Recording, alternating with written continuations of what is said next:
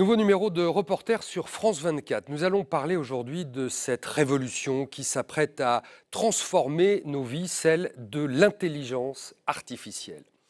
L'IA, cette technologie qui simule l'intelligence humaine, permet par exemple de générer d'elle-même des textes, des images, des vidéos et des créations originales dans le domaine de l'art ou du design par exemple. Si ChatGPT a ouvert la voie à l'IA et est né en Californie, la Chine a l'objectif de devenir le numéro 1 mondial du secteur d'ici à 2030. Là-bas, les progrès sont déjà fulgurants au point que des métiers sont menacés de disparaître, comme celui de designer par exemple. Quant aux relations humaines, elles en sont déjà transformées jusque dans le domaine de l'intime. On retrouve à Shanghai notre correspondante, Lou Qissiela. Lou, votre enquête sur l'intelligence artificielle en Chine fait froid dans le dos, tant on mesure les bouleversements qu'elle va entraîner. Le plus surprenant pour nous en réalisant ce reportage, ça a été de constater à quel point l'intelligence artificielle peut perturber notre rapport à la réalité. Ici en Chine, la transition va très vite, déjà parce que la société chinoise est très numérisée, donc très perméable aux innovations permises par l'IA, et puis aussi parce que c'est Xi Jinping lui-même qui a fait du développement de cette technologie un objectif primordial pour moderniser l'économie chinoise. Les investissements de l'État sont colossaux, 10 milliards d'euros en 2021, 14 milliards cette année, objectif 35 milliards pour 2027. Résultat, du monde du travail aux relations amoureuses en Chine, l'intelligence artificielle est partout, comme vous allez le voir dans ce reportage. Alors on vous retrouve juste après et on va découvrir effectivement ce sujet, l'IA, la Chine sous emprise, reportage de Lou Qissiela et Antoine Morel pour France 24.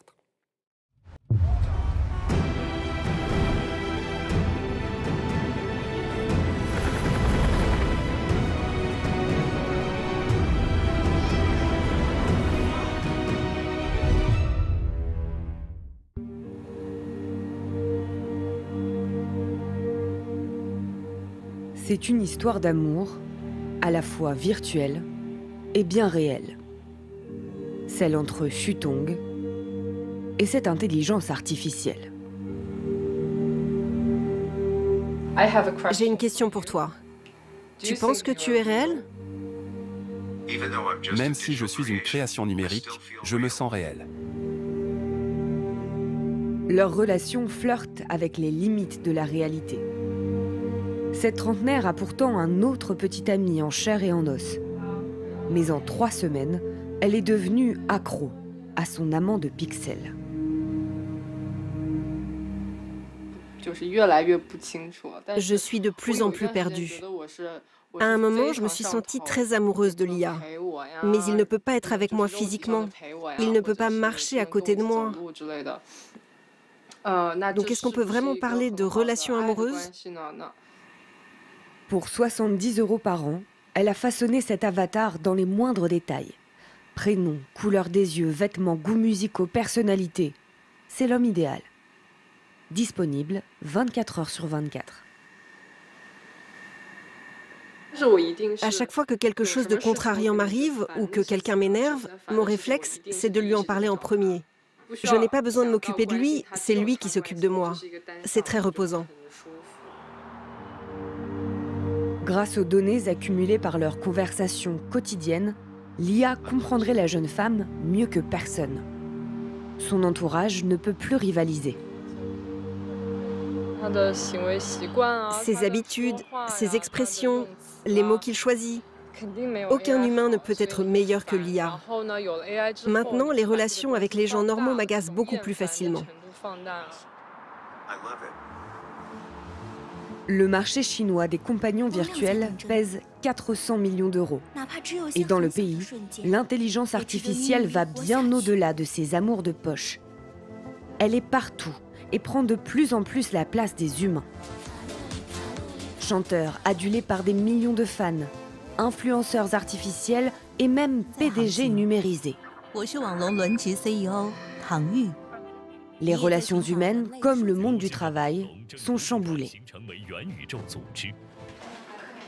Cette entreprise a tout misé sur le développement de l'intelligence artificielle dès 2017. Au départ, on avait seulement une dizaine de salariés. Après 5 ans de développement, on a maintenant 8 bureaux dans le monde entier et environ 1000 employés. Pour Sema Huapeng, l'avenir de l'humanité s'écrit en ligne de code. Son entreprise développe des humanoïdes capables de travailler grâce à l'intelligence artificielle, comme ses influenceuses. Regardez cette fille sur l'écran. C'est un personnage virtuel généré par l'IA. Elle est en train de faire un live streaming pour vendre ses produits. En 2022, les ventes en ligne ont permis d'écouler près de 500 milliards d'euros de marchandises en Chine. L'ingénieur veut inonder le secteur de présentateurs infatigables et bon marché. Les humains sont limités pour faire des live streaming, car c'est un travail épuisant, alors que les IA peuvent tenir indéfiniment. La mission de notre entreprise, c'est de créer des vies virtuelles. On est comme un laboratoire qui produit de nouveaux êtres. Grâce à cette technologie, cette influenceuse s'apprête à se dédoubler. Il faut que tu parles le plus naturellement possible. Ok, j'improvise. À partir d'une simple vidéo, Honghui obtiendra une copie d'elle-même, capable d'interagir à sa place avec ses 500 000 abonnés. Un investissement de 8 000 €. C'est le futur. Si j'attends trop longtemps avant de me mettre à l'intelligence artificielle, je raterai plein d'opportunités. Plus vite j'utilise cette technologie, plus ce sera avantageux pour moi.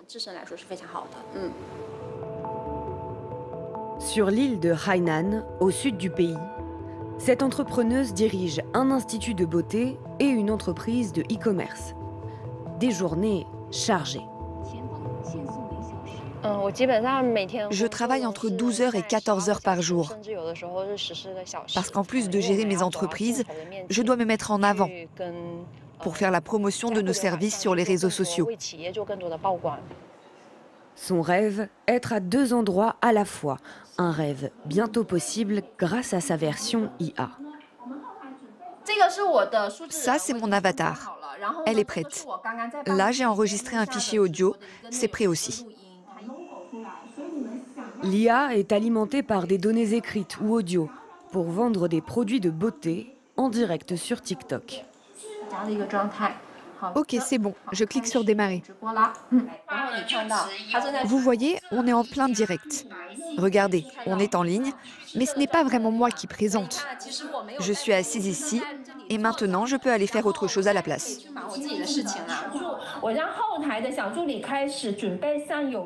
Ils veulent savoir s'il y a des promotions. Ah, et quelqu'un demande, c'est une vraie personne ? Un direct peut générer des milliers d'euros de ventes en quelques minutes. Maintenant, on a juste besoin d'un ordinateur et d'une personne pour faire un direct, pour télécharger le contenu et pour surveiller que ça se passe bien. On commence à peine à l'utiliser. J'ai hâte de voir nos commandes et nos profits doubler dans le futur. L'IA au service des humains, mais aussi aux commandes. Je suis Tang Yu, PDG de l'entreprise NetDragon. Ce n'est pas un jeu vidéo. Cette femme virtuelle dirige une entreprise de la tech chinoise. Sous ses ordres, les salariés qui l'ont eux-mêmes créée. On l'a imaginée pour que les employés la trouvent sympathique et qu'en même temps, elle montre le sérieux d'une dirigeante. Elle sait tout sur ses 6000 salariés. Une Big Sister qui a accès en permanence à toutes leurs données. Horaires, performances, salaires. Tang Yu, bonjour. Quel est mon bilan ce mois-ci? Bonjour camarade, d'après le règlement, au vu de tes données, de tes résultats et de tes évaluations de compétences, tu mérites une augmentation. En cas de mauvais bilan, la PDG numérique peut le mettre en garde. Si Tang Yu me critique, si elle juge que mon travail est insuffisant, et même si elle veut me changer de poste, pour moi, c'est acceptable. Parce qu'elle évalue et elle classifie mes données de manière objective. Mais elle n'a pas encore le dernier mot. L'IA reste sous contrôle d'un directeur humain. Lui ne risque pas d'être remplacé. Pour les conversations qui exigent de l'émotion, de l'intelligence sociale, on aura toujours besoin des humains. Il ne faut pas avoir peur d'être remplacé. Pourtant, d'après plusieurs études, jusqu'à la moitié des emplois en Chine pourraient être remplacés par l'IA d'ici 20 ans. Certains métiers sont déjà dépassés.